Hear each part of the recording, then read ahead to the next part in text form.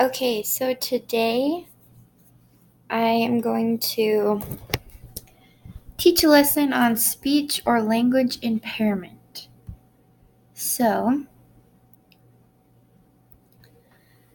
first of all, we're going to take a look at what is a speech or language impairment.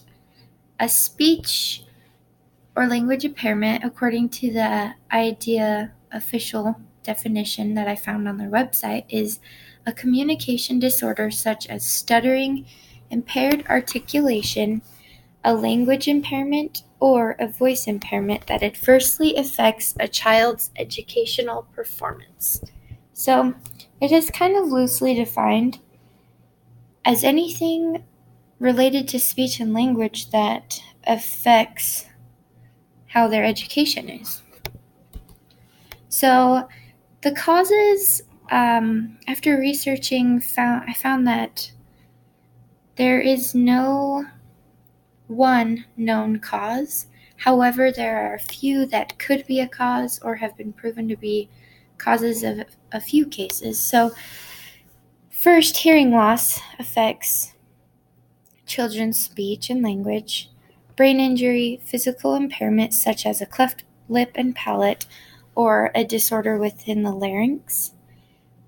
Commonly, it is thought that learning a second language, if you have trouble pronouncing words and speaking, that is an impairment, but it is not. It is only when it occurs in your natural or native language. So some signs and symptoms of a speech and language impairment are stuttering, elongation of words, jerky head movements or body movements while talking, difficulty pronouncing certain sounds or letters, or consonants, vowels. Again, it occurs in the native language, not in a second language. And ultimately, the greatest sign is difficulty communicating with others. So there are 4 main areas that are affected: fluency in speaking, articulation, voice, and language. And I will now talk about 3 of these 4 areas that are mainly affected. First is fluency. Fluency refers to the timing and the rhythm of the speech. So, as you listen to people talking, and it's different in every language, you notice that there's a certain fluency. There's words that go up, words that go down. It's almost like a song. There's a rhythm. There's timing, just like music. So basically, anything that has been affected timing-wise is considered a speech impairment. And 2 of the main examples, first is stuttering. So stuttering is a repetition of certain sounds in a word, usually at the beginning of a word. So it can range from vowels to consonants.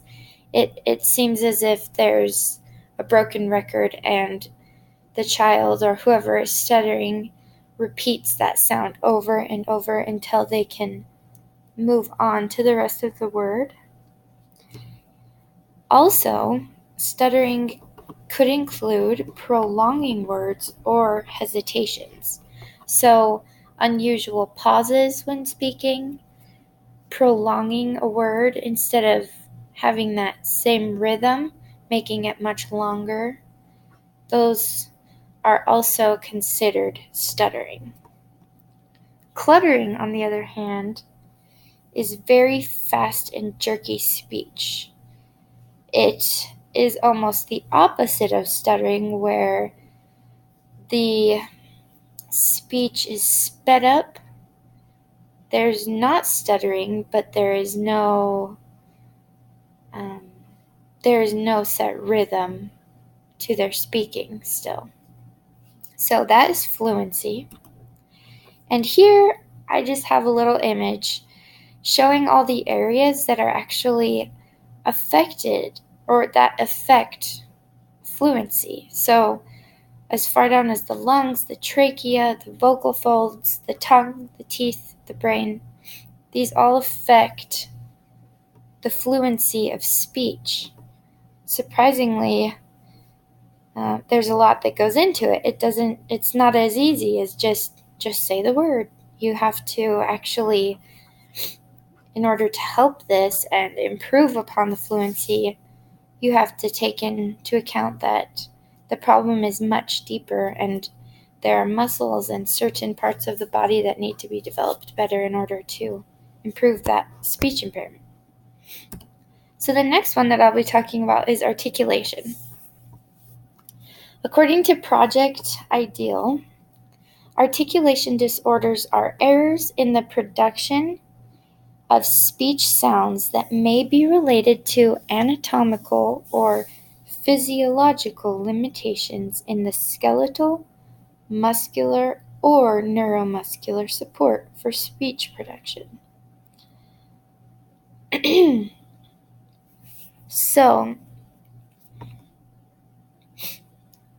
a few examples of articulation disorders are when you hear a child say wabbit instead of rabbit, bow for boat, slip for sip. It's commonly known as having a lisp or just having a hard time differentiating different letters with different sounds.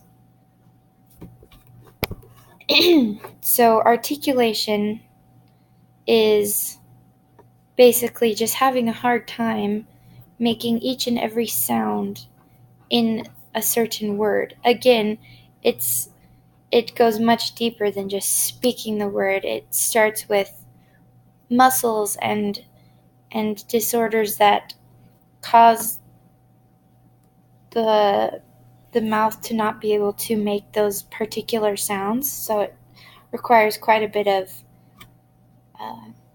counseling and practice to overcome. So the last one that I will be talking about is voice, and this one is a little more straightforward. It usually occurs due to a disorder in the larynx, but voice is basically just talking about the pitch, the volume, the quality, and the resonance of the sound. So if a child is speaking really loudly or really softly, or the quality doesn't go in and out according to what they're speaking about.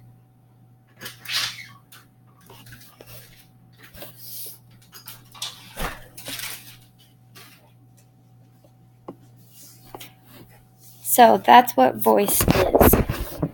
And the next part that we'll talk about is the challenge that this presents in the classroom. So for a child who has a speech or language impairment, they will have difficulty participating in class discussions.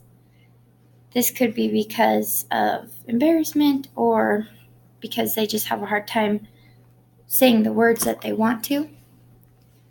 This also presents a challenge in the classroom with difficulty communicating with teachers and classmates and friends. Children with speech impairments have difficulty giving oral presentations and also understanding oral presentations. So, a few things that a teacher can do to help accommodate a child with a speech impairment.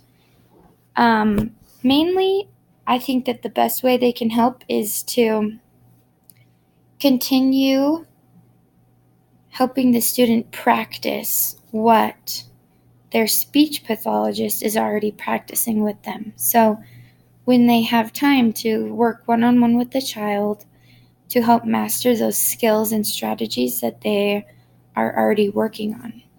And another big one is to help the classroom be a safe environment for the student and prevent bullying so that they won't get made fun of from other children for speaking funny or not understanding.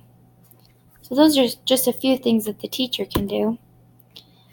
The biggest treatment or help that a child can receive for having a speech impairment is just getting them to work and receive services from a speech or language pathologist. And as it says here, usually you can tell that a child has a speech impairment at a young age. So the sooner you can get a child into these services, the more likely it is that they will be able to outgrow this disability.